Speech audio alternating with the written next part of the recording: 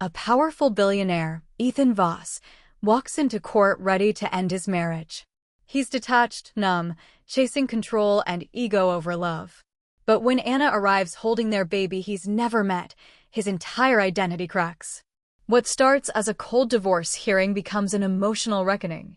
He realizes he abandoned the people who mattered. Instead of signing, he chooses to fight for fatherhood and love, asking for a chance to do better. The courthouse doors slid open with a muted sigh, and cold morning light spilled across polished stone floors.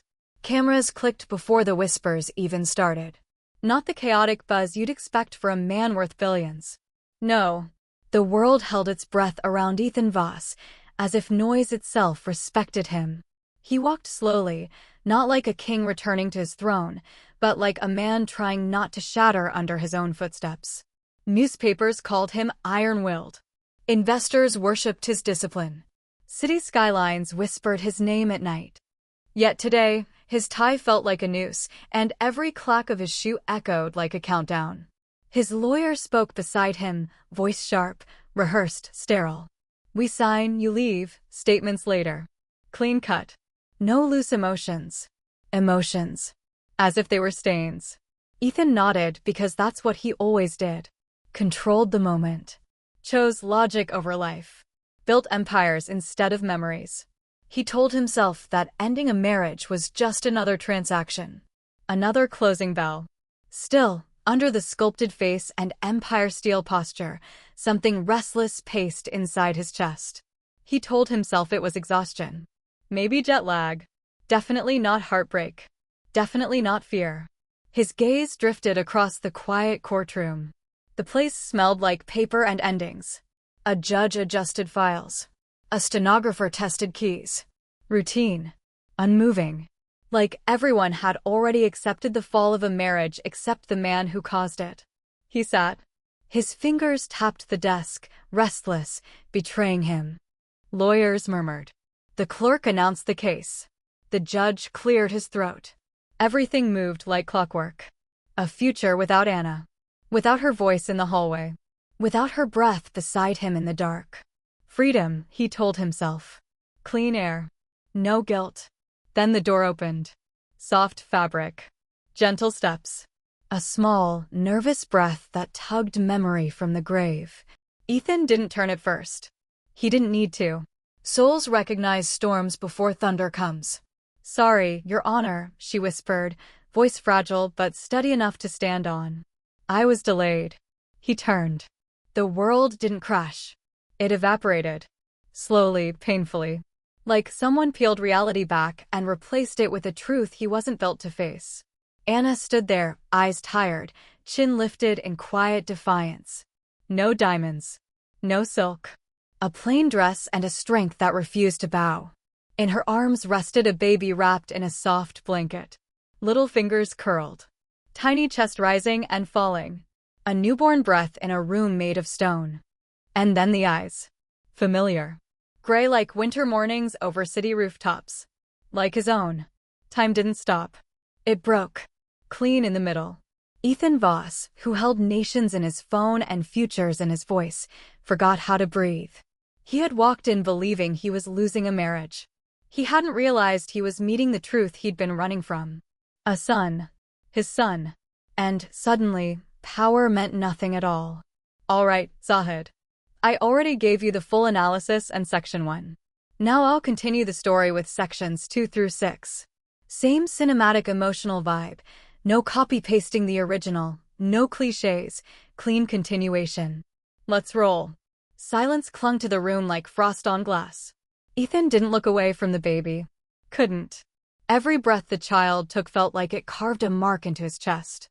His lawyer leaned in, whispering something about focus and timeline, like this was just another negotiation table and not the moment a man meets the ghost of who he should have been. Anna moved toward the bench, head high, but Ethan noticed the tremble in her hand as she adjusted the blanket. Motherhood looked natural on her, yet there was exhaustion carved into her face, etched from long nights he wasn't there for. The courtroom lights softened around her, turning her into something he once knew by heart and painfully didn't anymore. The judge spoke routine legal words, but his tone shifted when he looked at the child. A pause. An ancient softness, the kind only elders know when they see a family breaking and a new one forming all at once. "Miss Hale, do you require accommodations?" the judge asked gently. Anna shook her head. "No, thank you. We're fine." But Ethan heard it, buried beneath her strength. "We learned to be fine without you." His throat tightened. His lawyer slid a pen forward again, tapping the document like impatience could save him. "Mr. Voss. Sign now, speak later. Speak later." Like emotions had office hours. Ethan forced himself to face forward, but his gaze kept drifting back to the tiny face staring at ceiling lights like they were galaxies. He tried to swallow the burn rising in his chest, but regret tastes acidic, and it lingered. Anna finally looked at him.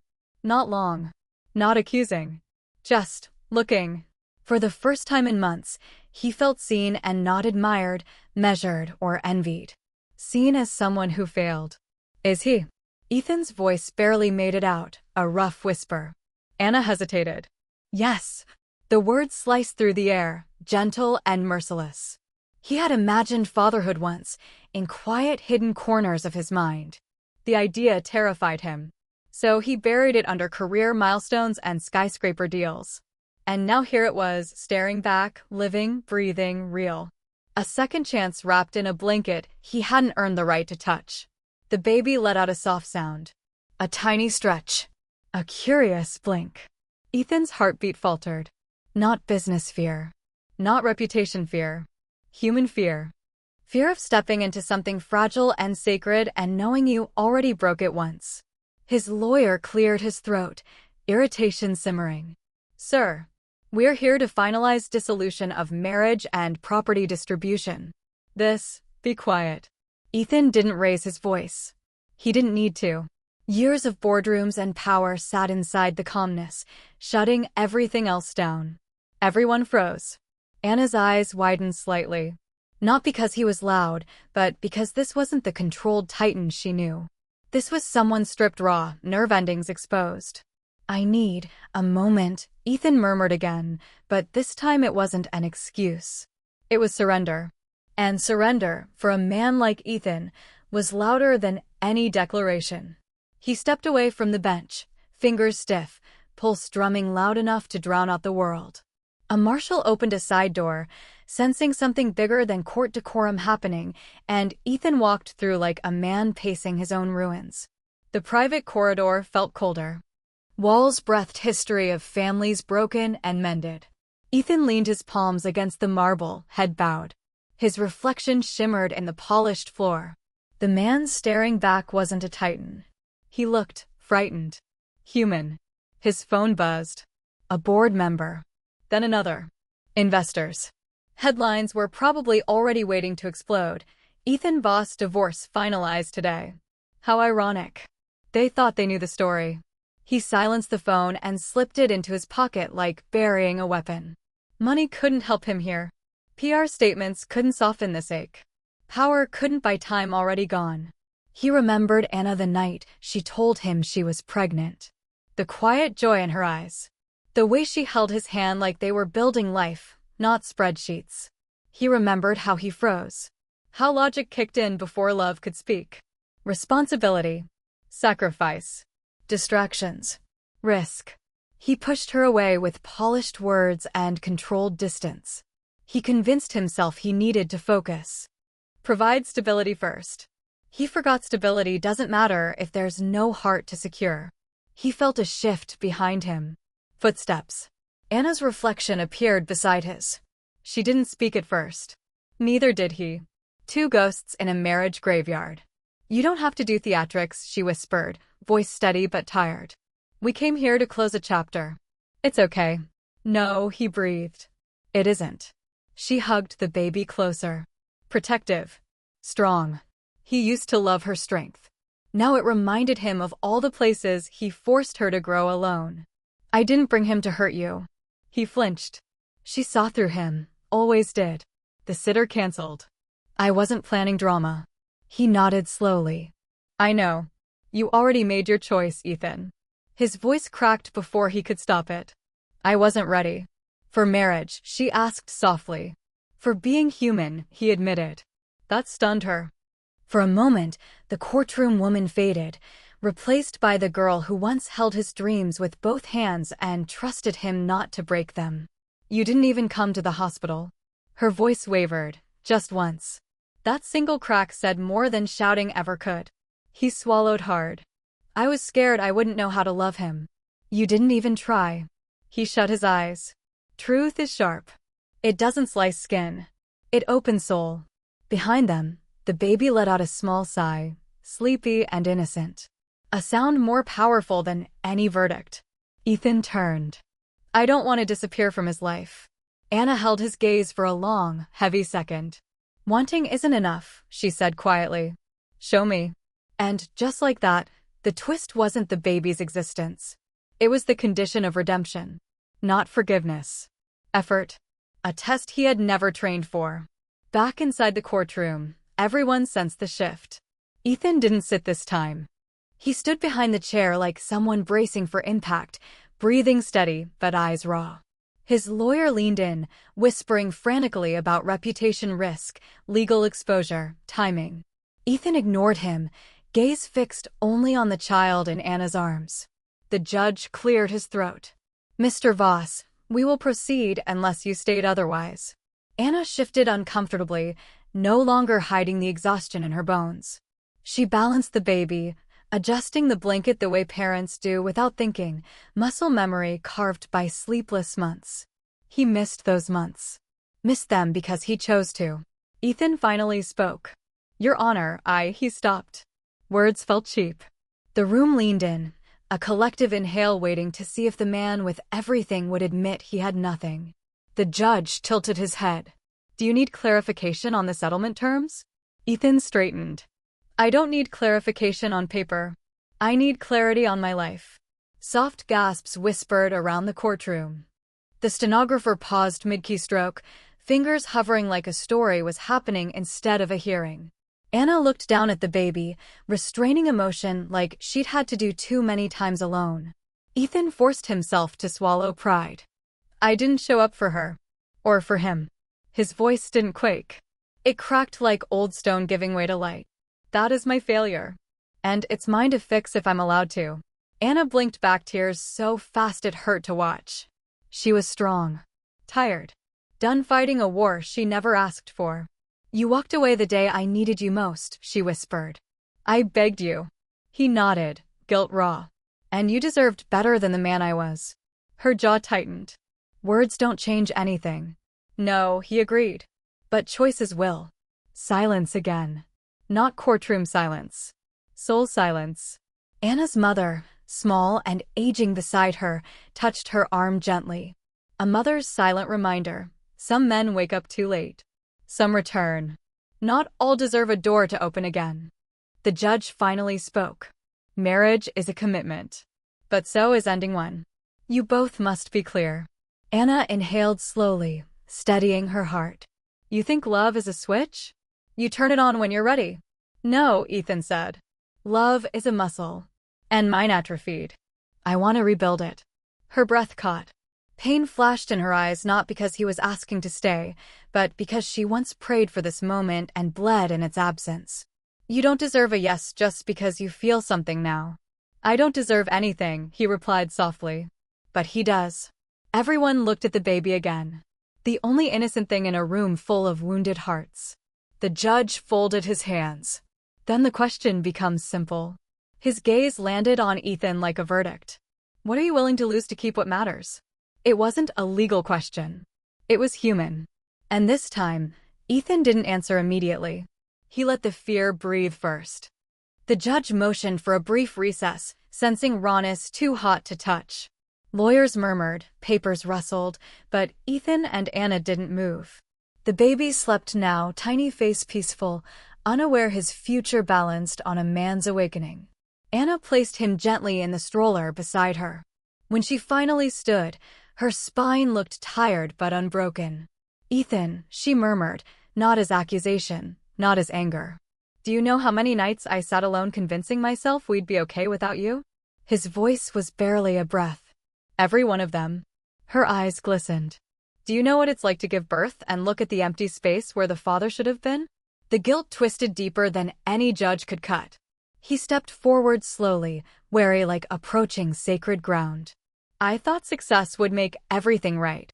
That once I finished building, I'd come back and belong again.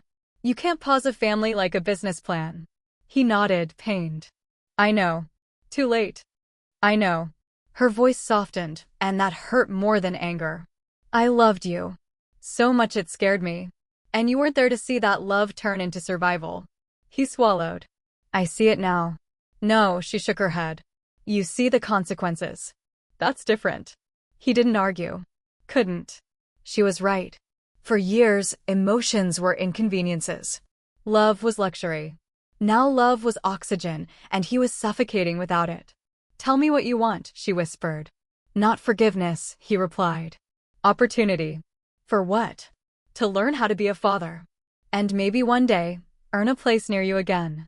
Not as a husband. As someone who didn't quit. The baby stirred. A tiny sound, fragile and pure. Anna's composure crumpled just slightly. He deserves someone present. Ethan's voice broke open. I will be. Even if you never take me back, I'll be there for him. School mornings. Doctor visits. Midnight fevers. I'll earn his trust one breath at a time. And if we aren't together, I'll show up anyway. Her jaw trembled. And if I fall in love with someone else someday? Pain rippled through him. Real. Raw. But he didn't flinch. Then I'll still show up. Because he isn't my condition. He's my son. Anna covered her mouth, tears spilling now. Not dramatic. Human. Quiet heartbreak and cautious hope tangled. The judge returned, watching the scene not as law, but as life. Have you decided? He asked gently. Ethan stepped forward. I will not sign today. Anna inhaled sharply. He turned to her, voice steady and stripped bare. You might never choose me again. I accept that. But I choose him. And if you allow it, I choose being someone worthy of standing in his world. Paper can wait. Fatherhood cannot. And there, in a courtroom built for endings, a new beginning sparked. Fragile. Fearful. Fierce. They walked out of the courthouse not as husband and wife, not as enemies, but as two people standing at the fragile edge of rebirth. Reporters lunged, microphones like arrows. Ethan lifted a hand. No comments. He didn't owe the world a headline. He owed a child a future. Anna adjusted the stroller straps, movements soft and practiced. Her mother hovered close, protective eyes on Ethan. He didn't blame her. Trust once broken becomes a guarded country. Outside, traffic hummed, autumn wind tugged at coats, and life continued like it didn't just witness a man rearrange his soul. Ethan walked slow, leaving space between them. Respecting boundaries he once bulldozed. Anna, he said quietly, give me tasks. Rules. Anything. I'll follow everyone. Her gaze softened, but stayed cautious. Consistency is the rule. He nodded. Then I'll show up tomorrow. What time? She hesitated. A mother's instinct battling memory's wounds.